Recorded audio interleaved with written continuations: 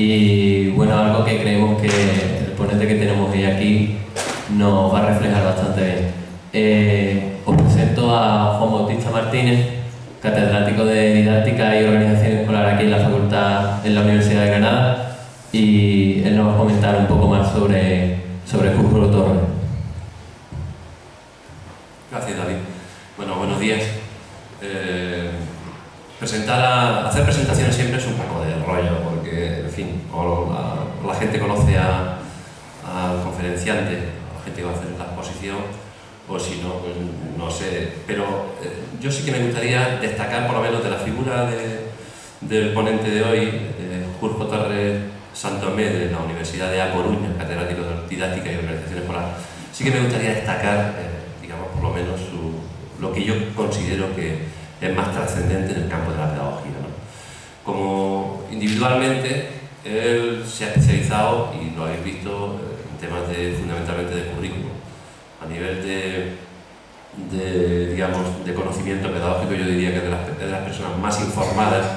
Si os ponéis un rato a charlar con él, y si no en la propia conferencia lo podéis, digamos, evidenciar, es de las personas que conocen más el campo internacional de la educación y de la pedagogía. Y en ese sentido yo creo que nos puede dar buena pista su perspectiva en torno a uno de los temas fundamentales hoy, que es el de la globalización y educación, que es el tema que va a desarrollar.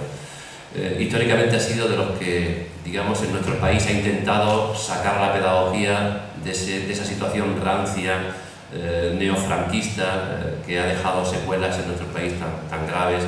Y en ese sentido, pues empezó ya en los años 90, a partir de los 90, a organizar el primer Congreso Internacional de Educación. Yo creo que ha sido el congreso más internacional de los que ha habido hasta hoy, en el 2011, en temas de educación. ¿A dónde vinieron? Y en donde se reposaron, digamos, y dictaron su manera de ver la educación gente como Alfieri, entonces estaba el grupo de John Eliot, Barry McDonald. Es decir, a nivel internacional, digamos, en aquel momento era importante que en España se conocieran otras perspectivas. Bueno, Júzquaro ha ejercido esa labor, digamos, de internacionalización, esa labor de hacernos llegar fundamentalmente en temas de currículum. Me imagino que conocéis los libros suyos de Currículum Oculto, de la editorial Morata, el de Globalización e Interdisciplinaridad, Currículum Integrado, también en la editorial Morata, echando un poco mano a lo que pueda ser la comprensión de la situación del profesorado, la desmotivación del profesorado, y fundamentalmente el que se hila más con el tema de hoy, que es el neoliberalismo, digamos, tratado en uno de sus temas también en la editorial Morata, que merece la pena que revisar. Pero quizá esa labor yo creo que la ha desarrollado más en la colección que ha dirigido. Si le echáis un vistazo a la colección que ha dirigido por Paideia sabéis que es una fundación de A Coruña, precisamente una fundación de una de las personas más ricas del país, que es la mujer de Amancio, que es el de Zara, el de Inditex, ¿no? Avala una fundación, Paideia, que ha sido también la que ha colaborado, digamos, con Morata a la hora de proponer una cantidad de obras, de clásicos y obras punteras a nivel de educación crítica, ¿no? Entonces, la colección de educación crítica la dirige también Júzquaro. Por eso digo que es una persona bastante bien informada, que es una persona que está colaborando en nuestro país o ha ejercido una función bastante importante de contraste de la teorización y de la práctica pedagógica, y que yo creo que vais a disfrutar con su exposición ahí sobre globalización y educación. Bueno, gracias, y no os creáis nada porque ya, si no os vais a sentir defraudadas, ya dice que vais a disfrutar. Bueno, es a mí, entonces es como a mí le corresponde exagerar. Bueno, gracias a la organización por invitarme a participar aquí. Me quedé muy sorprendido porque que te invite a una asociación de estudiantes, pues bueno, es la sorpresa mayor que te puedes llevar, y para mí la más agradable, lo digo sinceramente, que agradezco más una invitación de estudiantes que las invitaciones de los colegas. Lo digo más muy sinceramente.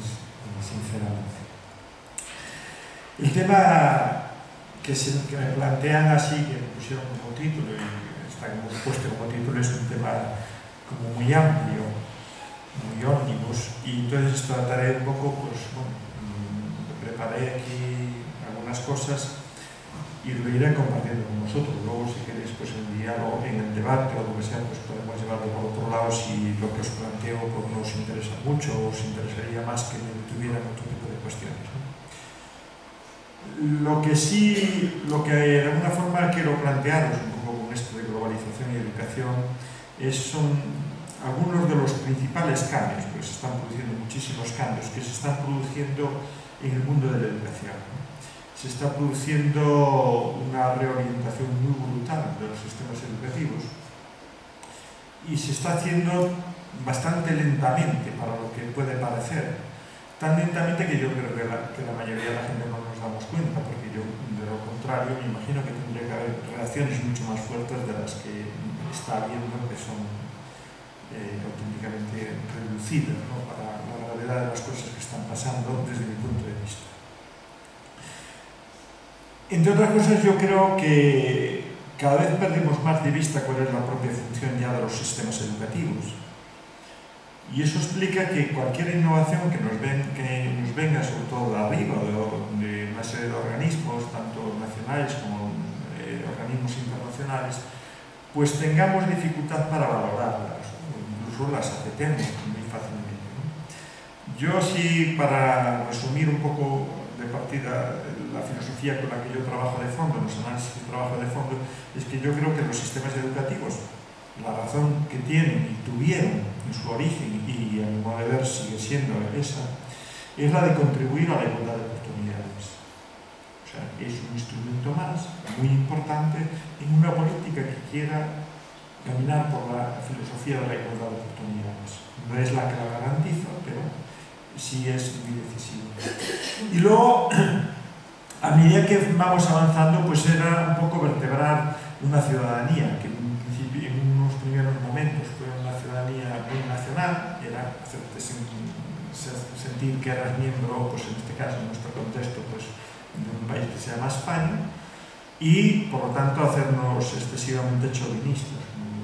Pero todos los sistemas nacionales, era dentro de la conformación de lo que era el Estado-Nación, había que, a toda aquella ciudadanía que de repente le decían que pertenecía a tal país, pues había que, de alguna forma, hacerle consciente de que pertenecía a ese país y que tenía vínculos y conexiones con todas las personas con las que vivía en ese propio país. Con lo cual, todos los sistemas educativos del mundo iban construyendo ese Estado-Nación, pero sobre la base de un chauvinismo excesivo y de un ultranacionalismo a lo bestia. Es decir, nosotros siempre éramos los mejores y todos los extranjeros y extranjeras, pues no lo eran. Nosotros éramos como.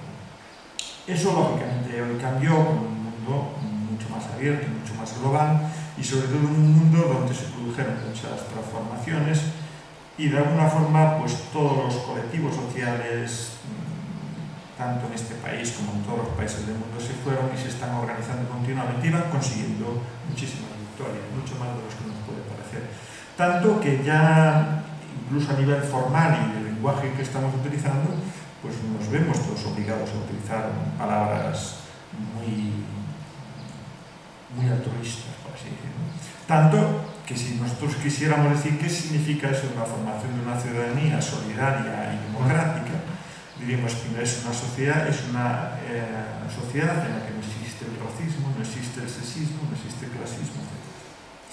Claro, yo ahí lo matizo más y si os dais cuenta hago mucho hincapié en que una educación que quiera contribuir a formar esa ciudadanía solidaria y democrática debe practicar un sistema educativo, debe asistir y incardinarse en un sistema educativo que sea antirracista. Y subrayo mucho los antis. ¿Por qué? Porque subrayar el anti significa primero reconocer que somos racistas. Es decir, todos los sistemas educativos en ese chauvinismo que fueron formando, nos hicieron a todos de una determinada forma. Y por lo tanto, todas las personas que pasamos por un sistema educativo de este carácter, por ejemplo, en concreto ya en el nuestro, todos aprendimos en el sistema educativo a ser sexistas, racistas, clasistas, homófobos, todo ese tipo de cuestiones. Y el que no lo sea así es que fue educado en otro planeta, pero en este planeta no. El problema era darse cuenta, que era lo que hacíamos, y eso es lo que hace que las personas con buena voluntad digamos, es que, oiga, yo no soy racista. Y hombre, solo faltaría que lo fueras conscientemente. Pero interacciona con alguna persona, un colectivo que no sea de aquí, y pregúntale a ver si lo ves. Entonces, el énfasis que yo creo que el sistema educativo necesita hacer es hacernos conscientes de que efectivamente lo somos, ayudarnos a descubrir cómo y convertirnos en eso, antirracistas, antisexistas, anticlasistas, no ser homófobos, practicar una educación inclusiva para una sociedad que tiene que ser inclusiva, lógicamente ser objeto de una educación laica, en el sentido de que una educación que sea respetuosa con todas las creencias religiosas, ¿no? Que es uno de los grandes errores que está viendo y con los que está jugando muchísimo la derecha incluso, es confundir laicismo con ateísmo. Entonces, claro, una educación atea es una educación que va frontalmente contra un sistema de creencias. Una educación laica es una educación que prescinde de eso y por lo tanto es respetuosa. Es tan respetuosa que dice, no, mire, esas cosas nosotros no las tratamos y deben ser objeto de otros espacios y una educación integral. Y lógicamente la otra dimensión clave de ese sistema educativo era capacitar a esas personas para encarnarse en esa sociedad como ciudadanas y ciudadanos activos que puedan participar en eso. Y eso en este momento, sabiendo que el futuro que tenemos es un futuro como muy imprevisible, es una sociedad que va cambiando tanto, claro, que le digas ahora a un profesor o a una profesora que tiene que preparar a sus ciudadanos y ciudadanas para un futuro, dices, mira, ¿y cuál es el futuro? ¿Cómo va a ser la sociedad? ¿Y qué va a precisar una sociedad, por ejemplo, dentro de 10 años? Por no ser incluso 5 años, 10 años, 15 años. 20 años, que son los que están entrando en este momento en el sistema educativo, ¿no? Pues yo creo que si hay ciencia ficción, ese es un buen ejemplo de ciencia ficción. Pero bueno, de ese futuro lo que sí queremos es que sea democrático, y esa filosofía es con la que queremos que las personas se pueden mover mucho más en ese tipo de futuro. Pero la preocupación tanto por esa educación es tan importante que, si os dais cuenta, a partir de las últimas décadas, sobre todo la última década, ya se convirtió en una obsesión para todo el mundo. Es decir, la educación es uno de los temas que está en la agenda de todo el mundo, pero de una forma muy desorganizada. Pero no hay colectivo y organización que no se preocupe por la educación. Todos los partidos políticos, y de hecho los partidos políticos ya son capaces de llegar a cualquier tipo de acuerdo, pero en educación todavía no dieron ningún ejemplo de que puedan llegar a un acuerdo. Sindicatos, organizaciones empresariales, ONGs, familias, todo el mundo se preocupa de eso. Pero en los últimos tiempos está habiendo una serie de organismos que se están preocupando muchísimo por la educación, y yo creo que nos están pasando muy desapercibidos, y que son los que están de alguna forma contribuyendo a eso que podemos llamar la reorientación neoliberal y conservadora de los sistemas educativos. Es decir, las grandes filosofías, aquellas que os decía antes, se están un poco como mudando y quedan así como papel mojado. Y uno puede decir, lo que estamos haciendo los profesores y las profesoras en las aulas, en todo momento somos conscientes que tiene aquello como meta, o eso está en nuestra programación que aparece en la primera página, pero en la siguiente página ya se nos olvidó y al siguiente mes ya se nos olvidó. Yo, y como decía también hasta Saramago, últimamente el problema que tenemos es que tenemos demasiados conceptos que están a la deriva, por así decirlo, ¿no? Que ya no sabemos cuál es el verdadero significado, porque todo el mundo lo utilizamos. Y claro, el problema es que cuando miras la utilización que hace cada una de las personas o colectivos de muchos de esos términos, ves que no todos estamos diciendo lo mismo, que no tienen todas el mismo significado. Y palabras que en un principio teníamos muy claro su significado, en este momento yo creo que están un poco como a la deriva, ¿no? Y se les está, sobre todo, la resignificación que se les está otorgando es